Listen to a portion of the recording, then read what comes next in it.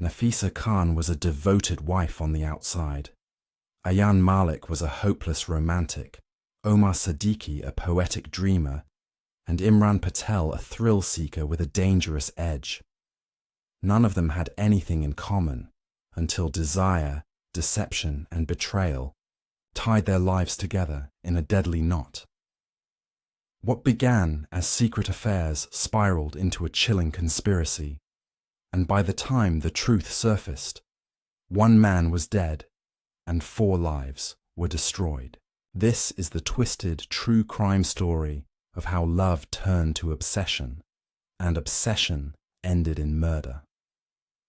Nafisa Khan was the kind of woman who blended into the background. In the conservative town of Wexham, she was known as a quiet, respectful Muslim wife who rarely spoke unless spoken to. She attended the local mosque with her husband, Idris, always walked 3 steps behind him, and wore her hijab with the precision of someone taught never to be noticed. Neighbors often described her as obedient, almost invisible. Yet, behind her lowered eyes and soft-spoken demeanor, a storm had long been building. At 32, Nafisa had spent the last decade of her life married to Idris Khan, a man 15 years her senior. Idris wasn't violent, but he ruled the house with an iron will. He was strict about routines, prayers, meals, and how Nafisa dressed, spoke, and even breathed in public. Their house was large, filled with expensive furniture, decorative calligraphy, and silence. There were no children, which, in their community, was whispered about more than openly discussed. Family members said it was Allah's will, but Idris treated it like a personal disappointment, one he blamed on Nafisa with his eyes, if not his words. She had no job, no car, no bank account in her name. Her only outings were trips to the market, the mosque, or family functions. Everything about her life was dictated by Idris's expectations, and for a while she complied without question. But as the years passed, the loneliness grew heavier, and the silence inside their home turned from peaceful to suffocating. Her world was small, shrinking by the day, and she started to crave something more. Not just affection, but freedom. It started innocently, or so she told herself. A second-hand smartphone gifted by a cousin became her escape route. At first, she used it only for Quranic apps and recipes. But curiosity grew, and so did her digital courage. Hidden beneath abayas and locked in bathroom stalls, she began to explore corners of the internet she was never meant to enter. Private, forums, chat apps, and online communities where no one knew her name, her religion, or her husband's rules. She created fake profiles, using photos of models with blurred faces, giving herself a new name, Farah. Farah was funny, flirtatious, bold. She shared jokes, sent emojis, and soaked in the attention that came from young men who thought she was beautiful, single, and free. The more they praised her, the more alive she felt. She would stare into the mirror after chatting for hours, and barely recognize the woman she saw, eyes glowing, cheeks flushed. Nafisa wasn't looking for love at first. It was about control. For once, she held power in a world that had kept her powerless. And when the messages turned romantic, she didn't resist. She leaned in. With every sweet word, every good morning, babe, the fantasy deepened. Soon, the idea of returning to the cold, wordless world of Idris felt unbearable. By the time she met Ayan Malik online, Nafisa had crossed a line she could never uncross. Ayan Malik was the first to fall for her. He was 22, lean and energetic, with a sharp jawline and an Instagram feed full of gym videos and motivational quotes. Nafisa found him on a private fitness forum where he gave tips on weight training and intermittent fasting. She messaged him, under her alias, Farah, pretending to be a recent divorcee, trying to rebuild her confidence. Ayan, flattered by the attention and intrigued by her mysterious nature, responded instantly. What started as health advice quickly turned into long chats about dreams, loneliness, and love. He was different from anyone Nafisa had ever known. He spoke to her with warmth, not judgment. He listened without offering correction. She sent him carefully posed selfies, nothing explicit, just enough to stoke desire, and he responded with admiration. Ayan became her secret addiction, someone who made her feel desired and important. She imagined herself in his world, walking down city, streets without a hijab, going to cafes, laughing loudly in public, free. For the first time in years, she felt like a woman, not just a wife, but one secret wasn't enough. A few weeks after meeting Ayan, Nafisa stumbled into an online book club focused on South Asian literature. There, she met Omar Siddiqui. He was 25, a university student studying philosophy, and far more serious than Ayan. Omar loved poetry, especially Persian verses about forbidden love and longing. He was cerebral, intense, and drawn to sorrow. Nafisa told him she was a widow named Layla, hiding from her past in a new city. Omar was enchanted by the mystery, by the sadness he thought he could fix. He would send her pages of poetry and reflections on love. Nafisa responded with vague sadness, playing into the image he wanted to believe. With Omar, she became someone fragile, tragic, and deeply misunderstood. He didn't need selfies or flirtation. He wanted words, and Nafisa was good with words. Their connection grew deep and obsessive. He wrote her letters he never sent. He spoke of fate, of soulmates, and of the universe conspiring to bring them together. Imran Patel was different from both.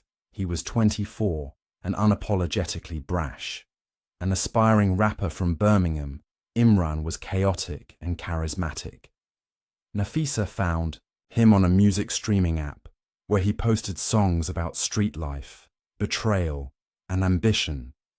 She introduced herself as Zara, a bored housewife who loved his lyrics.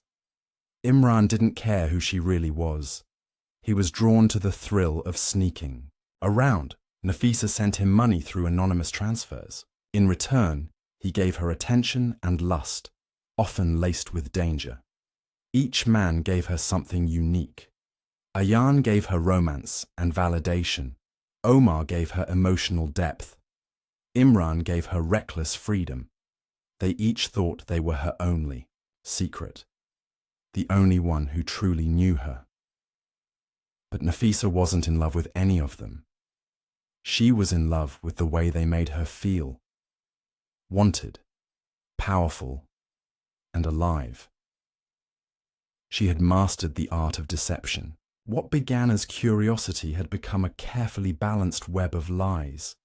But webs, no matter how intricate, are fragile. One wrong move, one curious glance, and everything could unravel. And it would, sooner than she ever imagined. The unraveling began with a single misstep. A moment of carelessness Nafisa didn't even notice. Ayan had grown restless. Their virtual romance, once thrilling and consuming, had started to feel incomplete to him. He wanted more than blurred photos and voice notes. He wanted to see her, touch her, understand her world. When she refused, again and again, he began to suspect there was more to her story than she let on. Driven by obsession disguised as love, Ayan traced details Nafisa had once let slip. An old photo showing a corner of a familiar-looking rug, a conversation about a market near her home. It wasn't hard for him to narrow it down.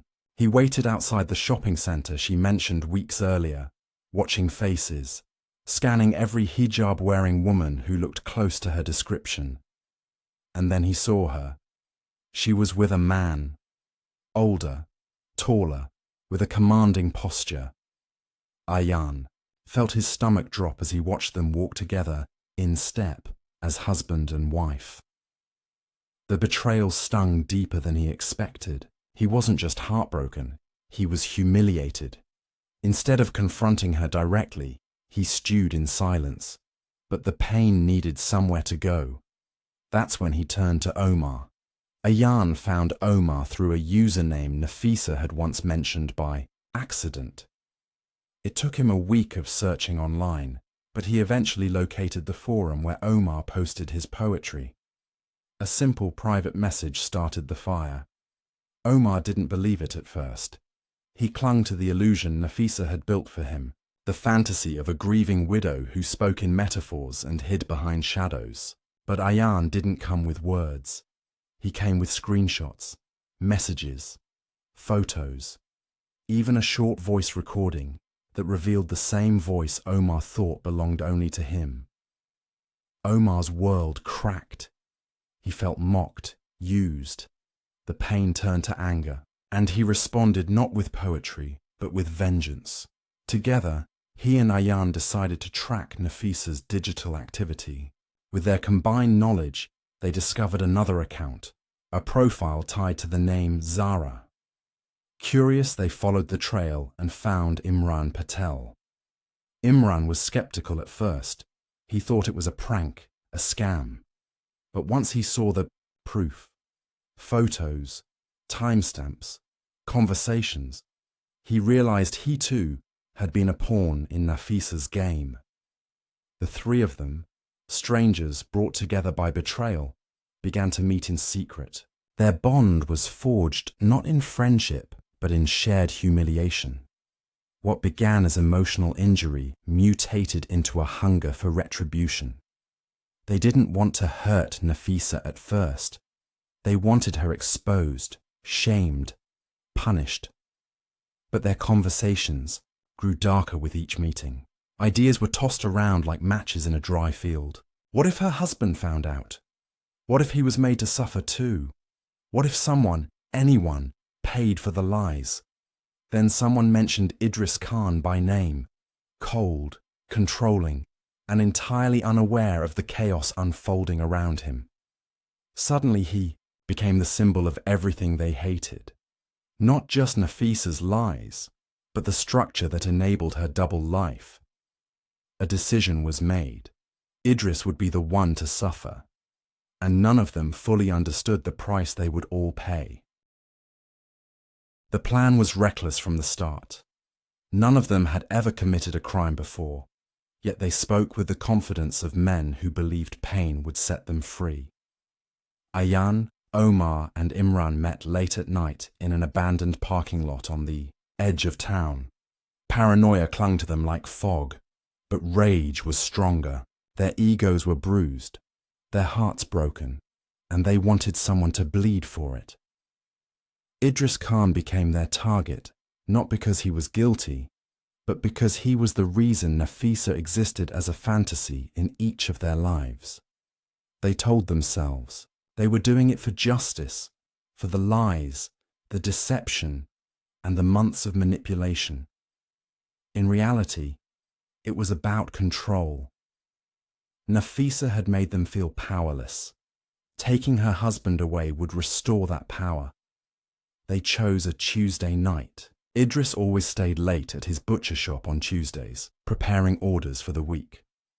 He walked home around 10 p.m. through the alley behind the store, the same path he had taken for years without a second thought.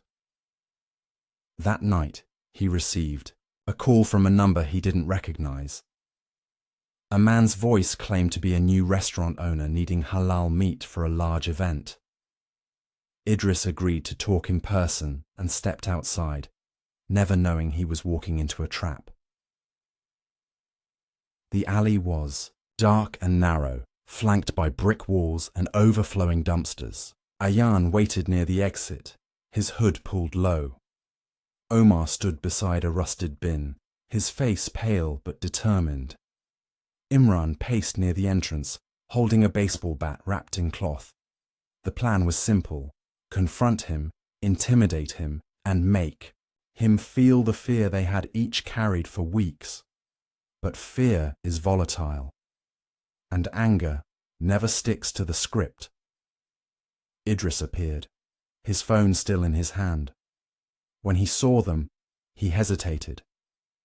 Imran moved first, shouting, stepping forward with the bat raised. Idris, confused, raised his hands, but the moment was already spiraling out of control. Ayan lunged at him. Omar followed. Shouts turned to curses. The bat struck once, twice. Idris fought back, grabbing Imran's arm, but he was outnumbered. Then the knife appeared. It wasn't part of the original plan, but Omar had brought it, hidden in his jacket. No one knew until it flashed in the light and drove into Idris's side. Once, twice. Blood pooled fast, seeping into the concrete. Idris crumpled without a word, his eyes open, unblinking. Silence followed, just the sound of their own breathing and the hum of a distant car. Reality hit them all at once. Imran dropped the bat. Ayan stepped back, hands trembling. Omar stared at the knife, then at Idris's lifeless body. No one spoke. No one cried. They ran. Hours later, Nafisa sat alone in her living room, scrolling through her messages. A single text from Imran appeared. "It's done." She stared at it, unreadable, before deleting the message without a reply. Her heart didn't race. Her hands didn't shake. The plan had gone too far. But the part of her that feared Idris, that part was quiet for the first time in years. For 2 days, the town of Wexham buzzed with confusion and speculation. Idris Khan was missing. His shop remained closed, an unusual sight in a neighborhood that relied on his meat and presence. Customers knocked, friends called, but there was no sign of him. At home, Nafisa carried on as if nothing had changed. She smiled politely at neighbors who asked about Idris, told them he had gone to visit his cousin in Manchester. No one questioned her. Why would they? She was the perfect wife. But behind the calm facade, Nafisa was rehearsing her story. She had cleaned the house thoroughly, wiped her phone, deleted every message, every trace of the men she'd drawn into her life. She didn't mourn. She didn't panic. She simply waited. She had learned over the years how to bury things deep, emotions, desires, guilt. Idris's death was now just another secret to keep. Then the body was found. A delivery boy taking a shortcut behind the butcher shop stumbled upon the gruesome scene. Idris lay face down in dried blood, his clothes stiff, his phone shattered beside him. The alley reeked of rot and silence. Within hours, the area was cordoned off, and the police began their work. The town's shock turned to fear. Murder was rare in Wexham, and the victim was someone everyone knew. People gathered outside the shop, whispering prayers and theories. Detectives soon pieced together a timeline. Idris's phone records revealed a late-night call from a number unlisted in his contacts. They traced the number to a prepaid SIM, activated only days before the murder and used just once. The signal had pinged from 3 different towers that night, but one of them gave them a break. It connected briefly to a known number, one belonging to Ayan Malik. When the police brought Ayan in for questioning, he tried to hold the line, but his fear betrayed him. Under pressure, he folded in under 10 minutes. He confessed to being at the scene, claimed it was a confrontation gone wrong. He pointed to Omar and Imran. Within hours, all 3 men were in custody. What none of them expected was how quickly the focus would shift to Nafisa. The investigators combed through the men's devices, They found screenshots of her conversations, photos, voice notes, bank transfers. Nafisa had left a trail, invisible only to those who wanted to believe her lies. She had promised each of them love, hinted at a life together, manipulated their emotions with expert precision. In group chats discovered later, the men discussed her as the reason behind the plan, referring to her codenames, Farah, Layla, Zara. They shared proof that she knew what was going to happen, that she encouraged. Nafisa was arrested in the early hours of a Friday morning. She showed no emotion when handcuffed. At trial, she denied ordering the murder, claiming she never asked anyone to harm her husband. But the evidence was overwhelming. The jury didn't believe her. She was sentenced to life in prison for conspiracy to commit murder. Ayan, Omar, and Imran each received 25 years. In the end, what started as a search for love became a lesson in destruction. Nafisa had woven fantasies so vivid that 3 men were willing to kill for her. But fantasies can't survive reality, and in the silence of her prison cell, she was left with the one thing she could never escape: herself.